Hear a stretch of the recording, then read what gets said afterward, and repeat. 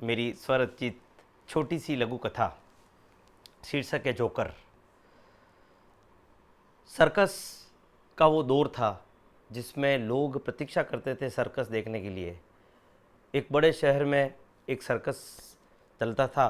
उस सर्कस के अंदर एक व्यक्ति था जो जोकर का किरदार निभाता था।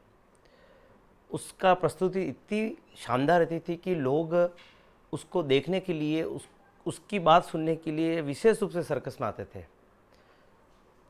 आधुनिकता के दौर के अंदर मनोरंजन के कई प्रकार के साधन जैसे टीवी है, अन्य प्रकार के सिनेमा है आदि जब बड़ी संख्या में बड़ी मात्रा में चलने लगे तो शनै शनै जो यह कला है सर्कस यह खत्म होने लगी, लगभग लुप्त प्राय हो गई। सरकार व वन्य जीव के जो प्रेमी हैं उन्होंने भी कई अभियान चलाए तो सर्कस से जो सर्कस के प्राण होते थे उसमें प्रस्तुति देने वाले ट्रेंड जानवर वो लगभग सर्कस से ख़त्म हो गए। अब सर्कस चले कैसे और इतनी बड़ी लाजमे को लेकर चलना बड़ा मुश्किल होता था।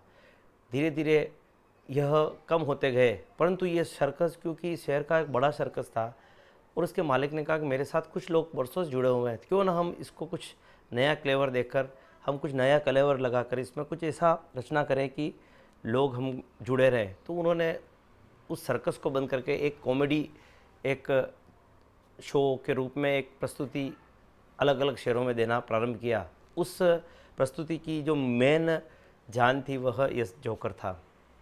बड़ा प्यारा, बड़ा अच्छा, अलग अलग प्रकार की अटकेलियाँ करता है जोकर। मालिक को तो फ़ायदा देते ही था और ख़ुद भी बड़ा आनंद, सामने लोगों को आनंद और ख़ुद भी आनंद प्राप्त करता था। कलाकार होते भी ऐसे ही हैं, सामने जनता जब उसकी कला उसकी जो प्रस्तुति उससे आनंद हो लेती है तो उनको देखकर उसको स्वतः आनंद आता है। पैसे का उसको कोई उसमें विशेष मायना नहीं रखता। बरसों निकल गए। आज शहर में एक बड़े शहर में बड़ी नामी हस्ती के समक्ष सर्कस के इस कॉमेडी शो का प्रस्तुतिकरण था। मालिक ने बड़े लंबे समय से तैयारी की और एक विशाल सभागार बनवाया गया जिसमें हज़ारों लोग बैठ सकें। बड़े बड़े शहर में पोस्टर लगे थे कि कॉमेडी शो का प्रस्तुति है। उसमें उस कॉमेडी शो का नाम ही जोकर रखा ताकि लोगों को पता चले कि इसमें यह विशेष रूप से प्रस्तुति देने वाला है। आज शाम को लगभग 7 बजे के आसपास इसकी प्रस्तुति है। प्रस्तुति के लिए सभी तैयारियां लगभग पूर्णता की हो रहे। शाम को नियत समय हुआ 7 बजे, उससे आधा घंटा पहले सामान्यतः ये जोकर का पात्र निभाने वाला कलाकार घंटे भर पहले अपने कार्यस्थल पर आ जाता था। आज ना जाने क्या हुआ, वह देर उसको हो गई देर। मालिक को चिंता होने लगी, क्या हुआ, तुम कहाँ रह गए, जल्दी आओ, लोग आने वाले हैं, तुम कहाँ अटक गए।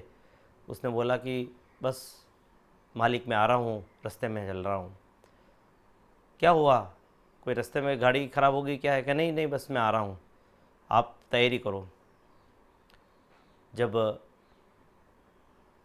सर्कस उसका शो प्रारंभ होने वाला था कॉमेडी शो, उससे पहले आधा घंटा 20 मिनट पहले पहुँच गया। आते ही ना जाने रोज़ जो यह पात्र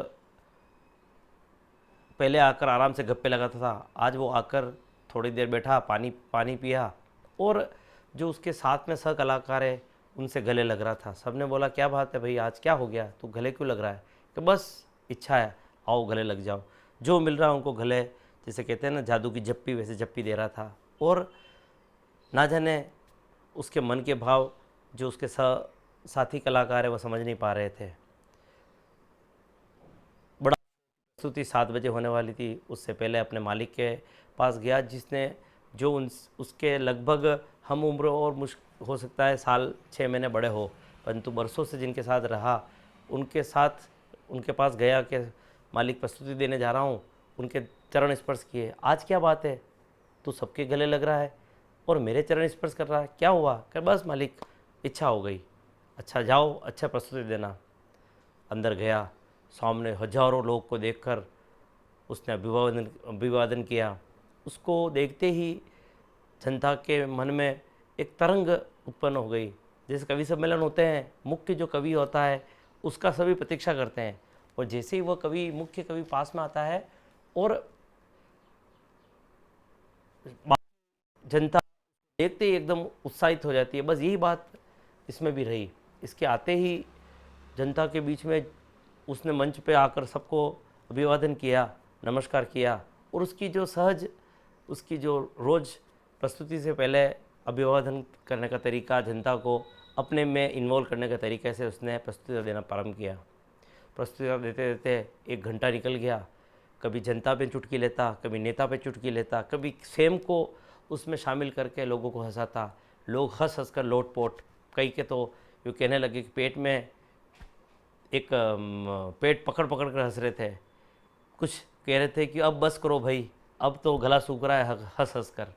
इतनी आनंद के साथ उसने प्रस्तुतियाँ दी।